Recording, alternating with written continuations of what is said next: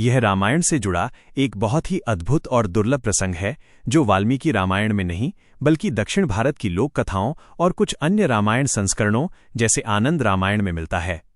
यह कहानी रावण के पंडित स्वरूप और राम की मर्यादा का एक विचित्र उदाहरण है। कहानी: जब रावण ने करवाया राम का यज्ञ। रामेश्वरम के तट पर वानर सेना तैयार खड़ी थी, लेकिन लंका पर चढ़ाई करने से पहले भगवान राम भगवान शिव की आराधना करना चाहते थे। उन्होंने समुद्र तट पर रेत का एक शिवलिंग बनाया, लेकिन समस्या ये थी कि प्राण प्रतिष्ठा के लिए एक ऐसे पुरोहित आचार्य की आवश्यकता थी जो तीनों लोकों में सबसे बड़ा विद्वान हो, शिव का परम भक्त हो और वेद शास्त्रों का ज्ञाता हो। जामवंत जी ने गणना की और चिंता में पड़ गए। उन्होंने कहा, प्रभु, इस समय पूरी सृष्टि में रावण से बड़ा विद्वान और शिव भक्त ब्राह्मण कोई नहीं है, लेकिन वो हमारा शत्रु है, वो भला पूजा कराने क्यों आएगा? प्रभु राम ने मुस्कुराते हुए कहा, एक बार निमंत्रण भेजकर तो देखो, ब्राह्मण धर्म का पालन करते हुए वो मना नहीं करेगा।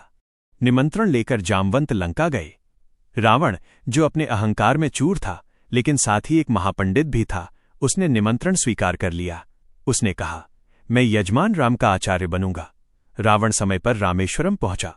अब पूजा शुरू होने वाली थी कि एक और बड़ी अड़चन आ गई। यज्ञ पूर्ण होने के लिए पत्नी का साथ होना अनिवार्य होता है। बिना अर्धांगिनी के पूजा खंडित मानी जाती है। राम ने रावण की ओर देखा। रावण, जो आचार्य के आसन पर बैठा था, हंसा और बोला, राम, तुम चिंता मत करो। एक आचार्य का धर्म है कि वो यजमान की पूजा में कोई कमी न रहने दे। सीता को लाने की जिम्मेदारी मेरी है। यह दृश्य कितना विचित्र रहा होगा, सोचिए। जिस रावण ने सीता का हरण किया, वही रावण अब अपनी अशोक वाटिका में गया और सीता जी से बोला, सीते, चलो, राम शिव पूजन कर रहे हैं और आचार्य होने के नाते मैं तुम्हें वहां ले जाऊंगा। रावण सीता जी को अपने विमान में बैठाकर रामेश्वरम लाया। वहां अद्भुत सन्नाटा छा गया। राम और सीता एक साथ शिवलिंग के सामने बैठे और मंत्र कौन पढ़ रहा था? वही रावण जिसने उन दोनों को अलग किया था। रावण ने पूरी विधि विधान से पूजा संपन्न कराई। जब पूजा समाप्त हुई तो दक्षिणा का समय आया। राम ने पूछा, आचार्य, आपको दक्षिणा में क्या चाहिए?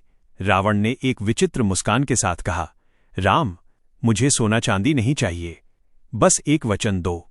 जब मेरी मृत्यु का समय आए तो तुम मेरे सामने उपस्थित रहना ताकि मुझे मोक्ष मिल सके। इसके बाद जो हुआ वो सबसे ज्यादा चौंकाने वाला था। पूजा खत्म होते ही रावण अपनी आचार्य की भूमिका से बाहर आया और वापस लंकेश बन गया। उसने सीता जी की ओर देखा और कहा, पूजा समाप्त हुई, अब मैं आचार्य नहीं लंकापति हूं और तुम मेरी बंदी हो। न राम ने उसे रोका, न लक्ष्मण ने बाण उठाया, क्योंकि उस समय वहां युद्ध का नियम नहीं बल्कि